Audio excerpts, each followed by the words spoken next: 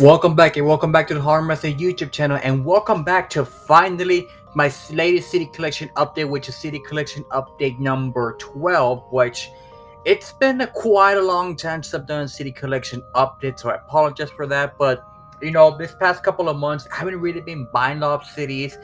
I'm slowly but surely getting into the habit of buying more CDs with the amount of new releases that have happened the past couple of months, to some albums that I've have yet to add to the collection. I am starting to buy more CDs a bit more as this year has gone by.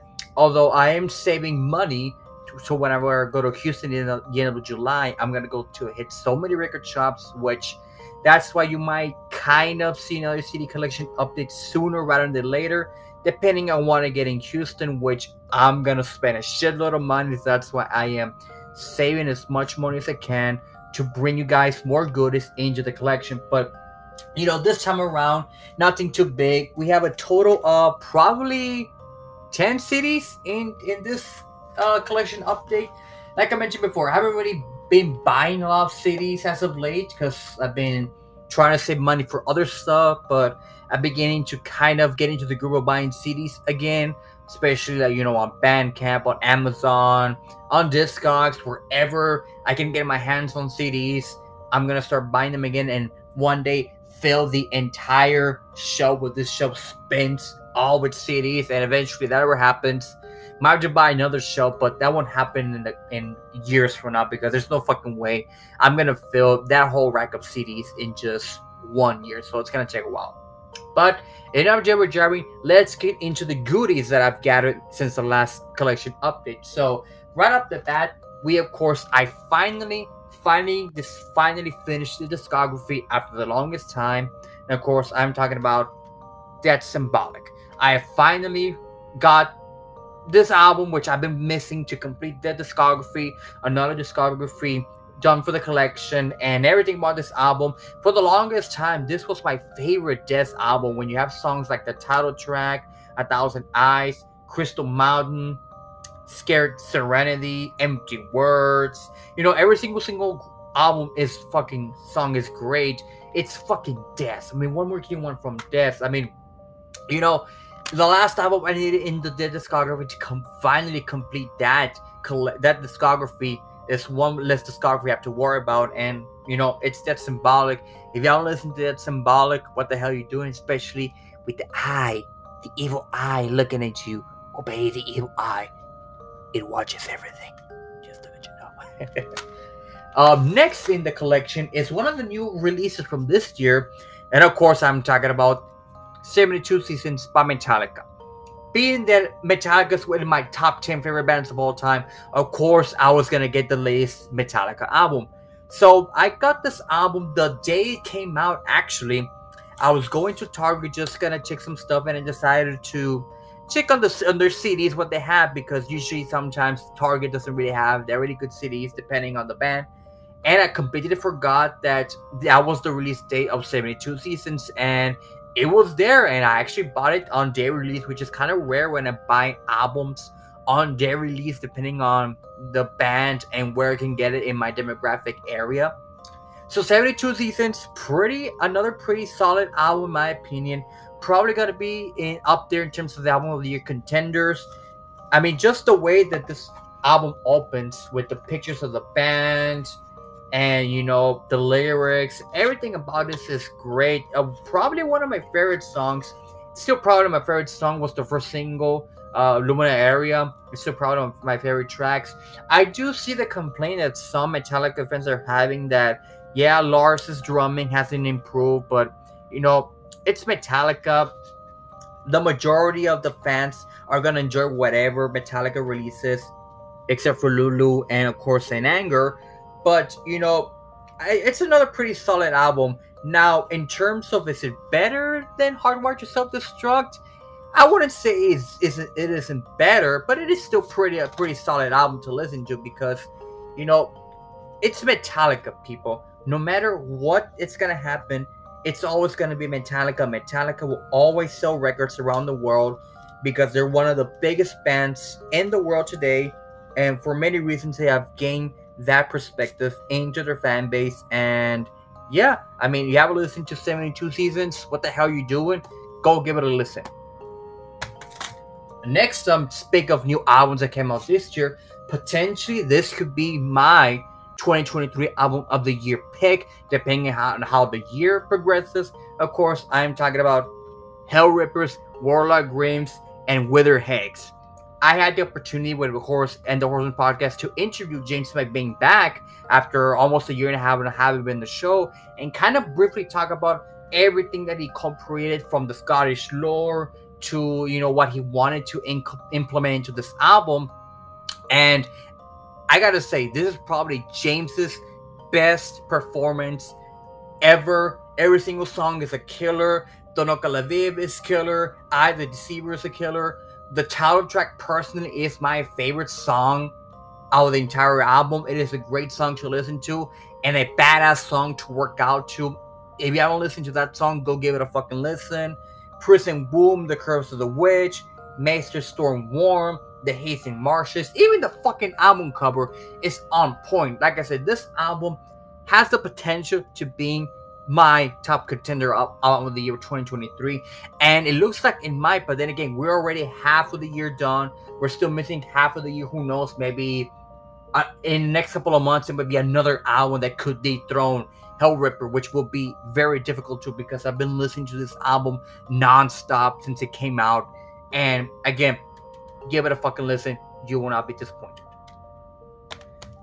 Next album on the list is, actually, I got this when I went to see Ville Valo back in April in San Antonio, which, you know, is one of those bands that I wanted to see for the longest time, so that's one more band off the list. But I didn't know that there was going to be an opening band. I was completely shocked there was going to be an opening band. And of course, I am talking about Kalin Mikla, which is a all-girl band from, I believe, Iceland. I believe so. I could be wrong. I apologize for not knowing my facts right away. And of course, I went to their booth and I always try to see if they have CDs of their latest albums. And of course, I got their latest CD. And again, apologies in advance for not knowing Icelandic properly. The album is called Undir Koldrem Nodre Losacham.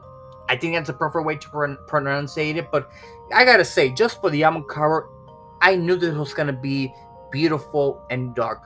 Pretty much, Kalin Milka is kind of a post-punk, dark wave kind of band, but still heavy in some points.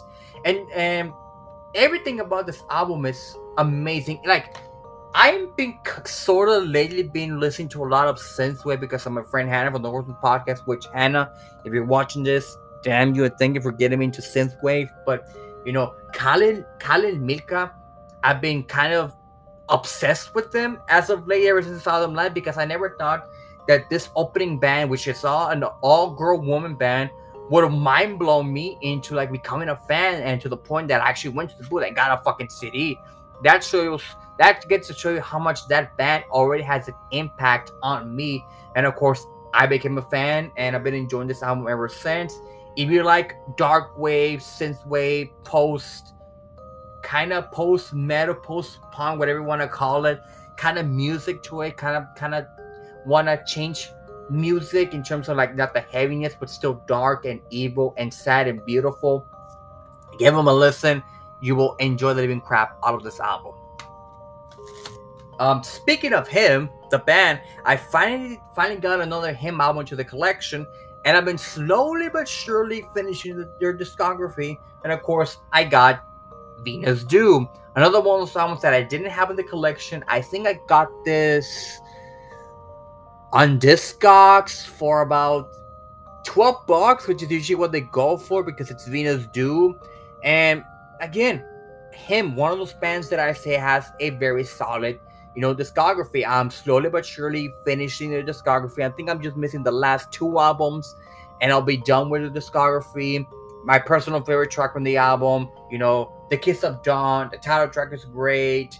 Song or Suicide, Sleeping Past Hope, Passion Killing Forever. I love him to death, to the point, like I said, I saw them live finally. Well, not really him, more Ville Valo, but still, he's in the band. But even the album artwork, which I think Vele Valo painted, and I think this was the first album that Vele Valo was sober, like no drugs, no drunk. He was completely cold turkey and recorded it, and his vocals actually improved because of that. And I guess to show you that even though you're at a dark time in your life, there's still time, there's a chance for you to change and come out of it better. And this is a proof to a man's choice of changing his life around and created a beautiful album. The next two albums right here, another band that I had the opportunity to see live.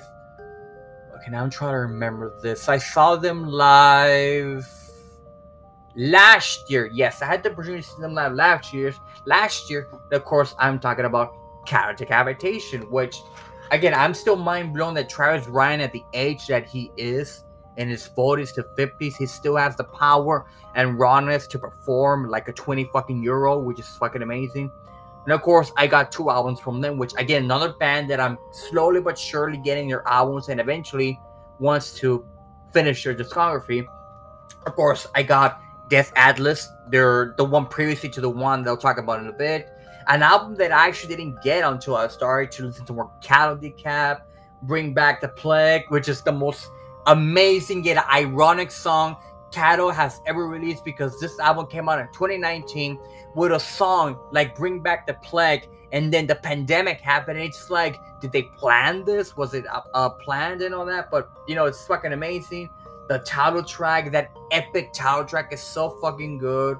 The Geoside, another song that they played live, which is the chorus, everything about Travis's performance, the goblin vocals, it's just on point. Finish them. Everything about Death Atlas is fucking amazing. One of my favorite Cattle albums, to be honest. And of course, with that being said, I got the latest one, Terrorcide, which another album that could potentially be in my album of the year contender list. Now, Terrorcide isn't as great as Death Atlas, but it still packs a fucking punch. I mean, you haven't listened to any of the songs. We Eat Your Young, The Storm Upstairs, and The World Will Go Out Without You, Just Another Body. Like, Cattle Decapitation discography isn't the most consistent or perfect, but it still packs a buck. I mean, pretty much, yeah, the first two albums, To Serve Man and Humanor, kind of weren't what eventually would become with, of course, Monotheist and, of course, the later ones, but they're still pretty good albums, especially with Humanor, with that album cover, which I already did a video on that, which you want to check out. But it's in even the album cover, like I didn't think of this until Levi brought this out, that he looks like Hopper from Bug's Life. I mean, which is kind of true. I mean, just look at that disgusting album cover, and to the fact this album cover got leaked, I think, a couple of weeks before the band were supposed to announce it, which kind of pissed the band off. But it's still pretty good album to listen to. I listen to once in a while, and it's still a really solid album.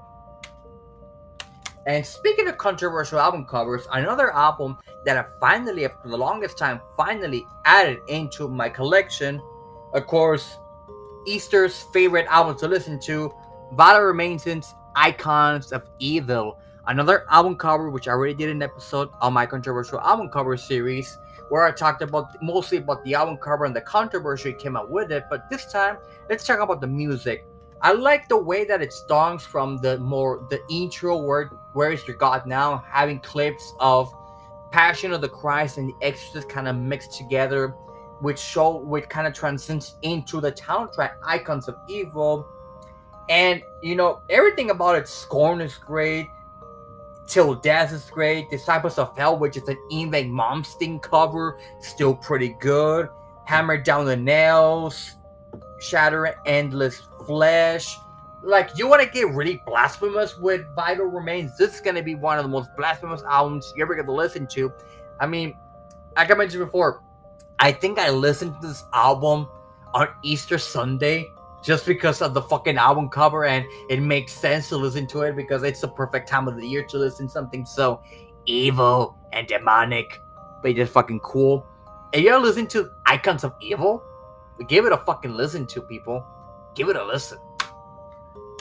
And last but not least, we have some Cannibal Corpse. Now, I've been on a kind of a rabbit hole with Cannibal Corpse recently because I have had the opportunity now that in October I'm gonna be seeing Cattle Decapitation with Mayhem, Gorguts, and Blood Incantation in San Antonio. And of course, I've been wanting to see Cannibal Corpse for the longest time. That it was another band which I was shocked I didn't have that many albums. So I started to kind of get more albums, which hopefully when I go to Houston, I can get so many Cannibal Corpse albums that I'm missing and kind of close that discography a bit more. But, you know, the two albums that I have here right now, of course, their best album in terms of people who ask, The Bleeding, probably regardless, their best album to date. When you have a song, Straying Through the Eyes of Dead, that song is fucking killer. Fucked with a Knife. Ouch, that must have fucking hurt. Stripped, Raped, and Strangled, the title track.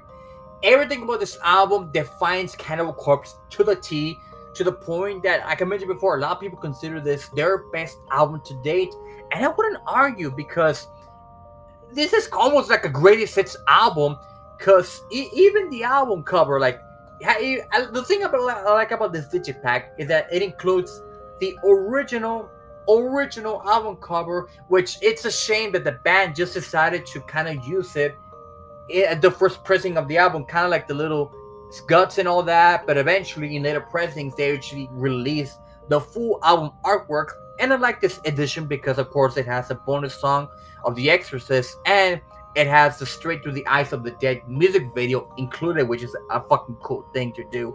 So, you know, it's The Bleeding, what more can I say? And the last album I have here in this collection update is another Cannibal Corpse album. And this album, I've been wanting to get it for the longest time because I wanted to get for the original album cover.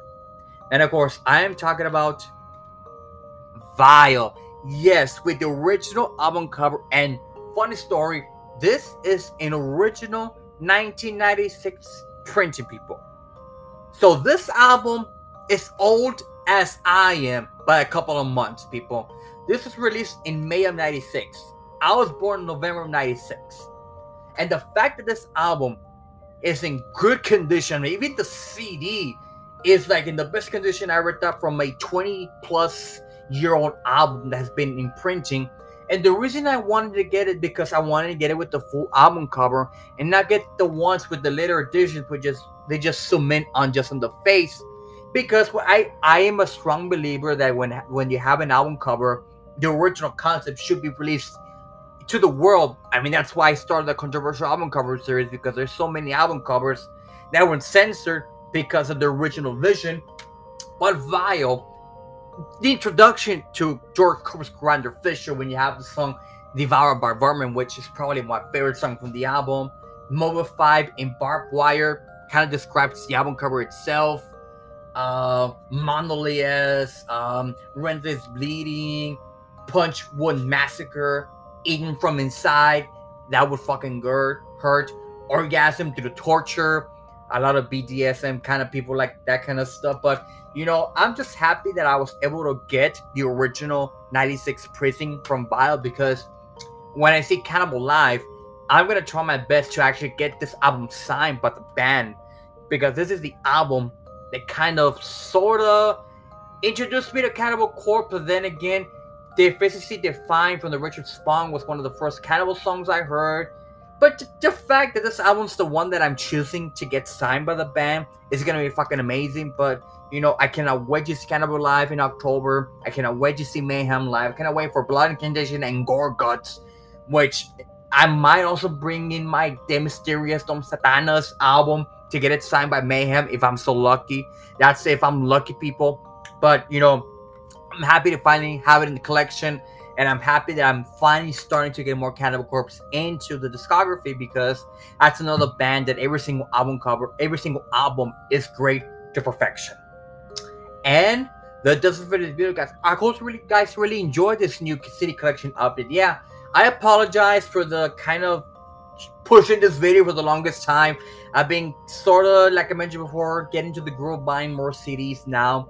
Hopefully, when I come back from Houston at the end of July, I have a big ass stack of CDs, because the last time I went to Houston, I bought so many CDs that I had to get 2 bags just to put them there, and I was a really, really happy guy. But hopefully this CD collection update kind of fits your needs until the moment.